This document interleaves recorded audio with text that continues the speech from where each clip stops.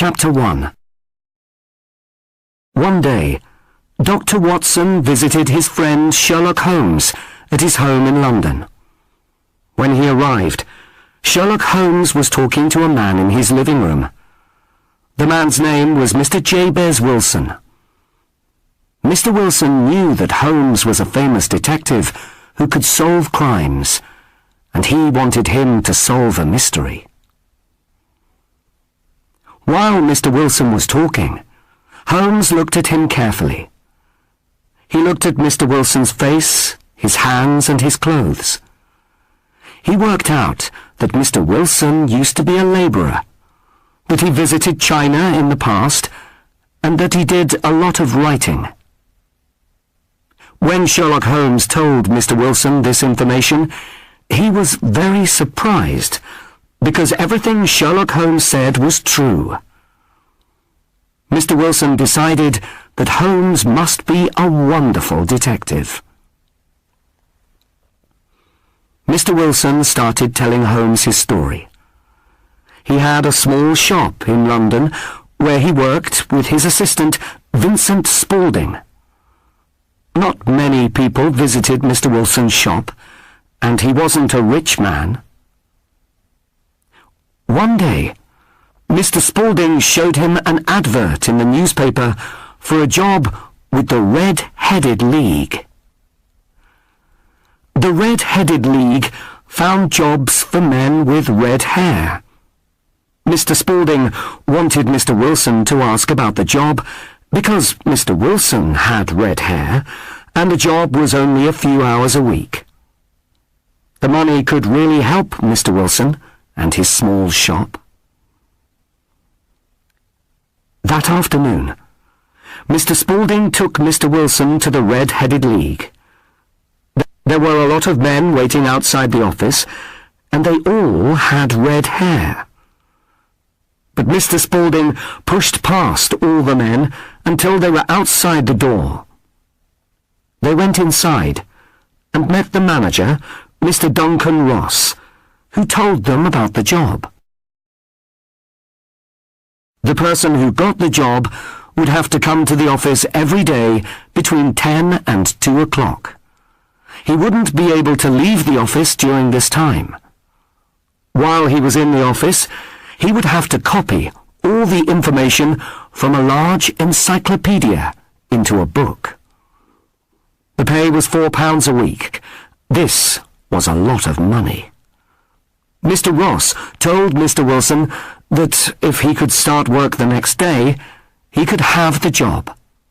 Mr. Wilson was very surprised, but quickly said yes.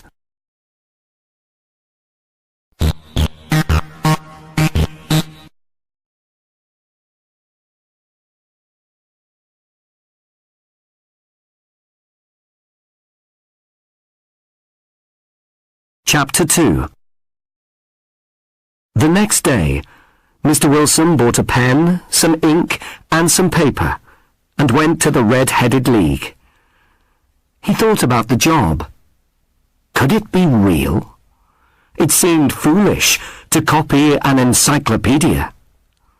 But, to his surprise, when he arrived at the office, Mr. Ross was waiting for him. So, Mr. Wilson sat at the table and started work.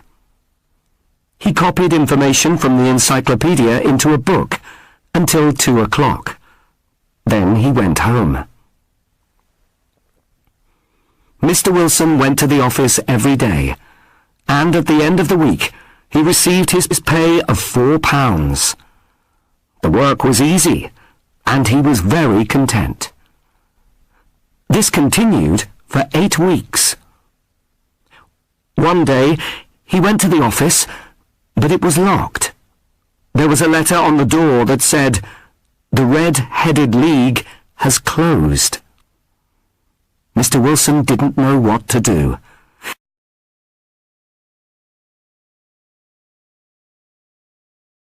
He asked the landlord why the office was closed, but the landlord said that he didn't know. He said that he didn't know Mr. Ross or the Red-Headed League. It was a mystery, and Mr. Wilson wanted Sherlock Holmes to solve it. Holmes asked Mr. Wilson some questions about his assistant, Mr. Spaulding. After Mr. Wilson left, Holmes asked Dr. Watson to go to a violin concert with him that evening. On the way, they could go past Mr. Wilson's shop. When they arrived, Holmes walked up to the shop and hit the ground with his walking stick 3 or 4 times.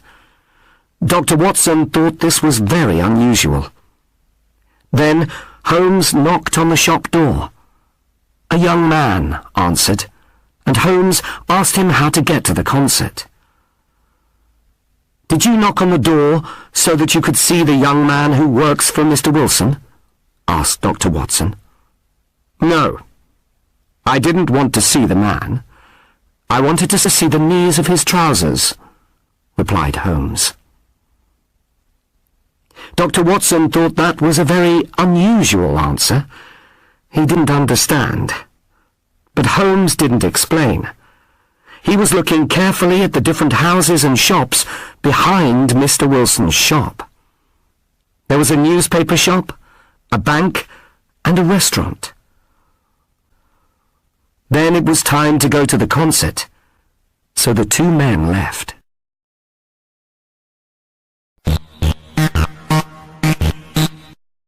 Chapter 3.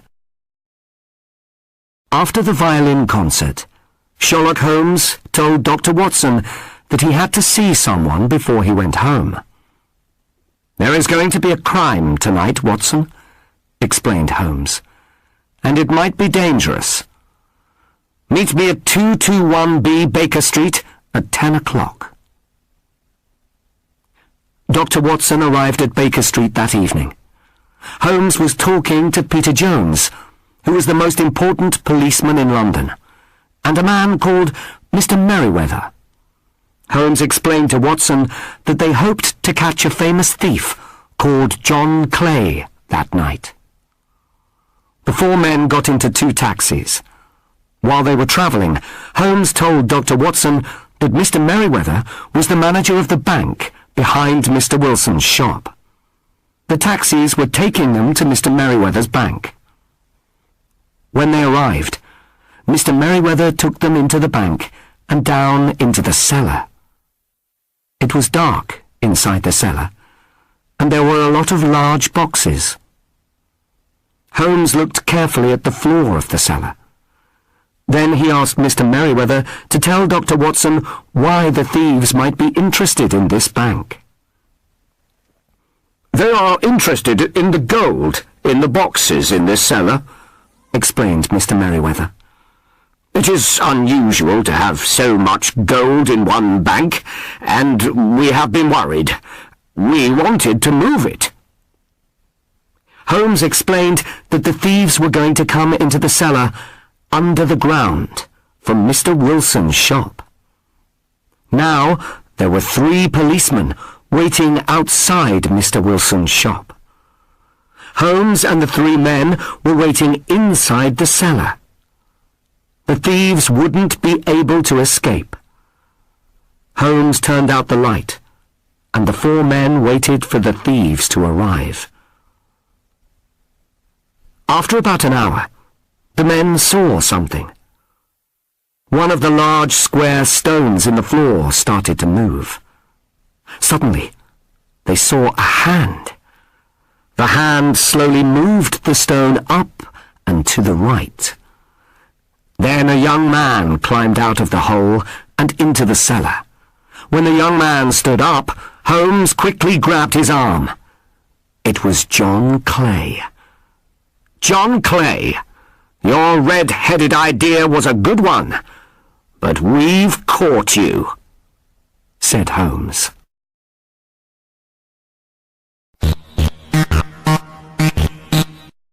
Chapter 4. Sherlock Holmes and Dr. Watson returned to Baker Street, and Holmes explained the crime to Watson. John Clay had the idea for the Red-Headed League because his friend Mr. Ross had red hair. Holmes knew that the job of copying out the encyclopedia was too foolish to be a real job. Clay and Mr. Ross invented the job because they wanted Mr. Wilson out of his shop. Why? Mr. Wilson told Holmes that Mr. Spaulding often used to work in the cellar. Holmes thought that this was unusual. Holmes asked some questions about Mr. Spaulding and found out that he was John Clay, the thief. When Holmes knocked on the door of the shop, he saw that the knees of Mr. Spaulding's trousers were dirty and had holes in them.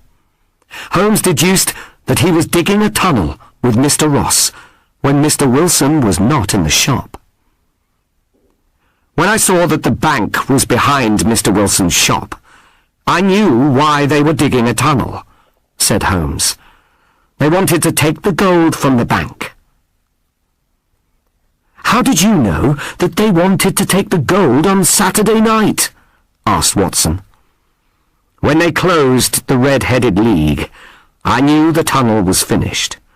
If they took the gold from the bank on Saturday, they would have a day and a half to escape before the bank opened on Monday, replied Holmes. Well done, Holmes, said Watson.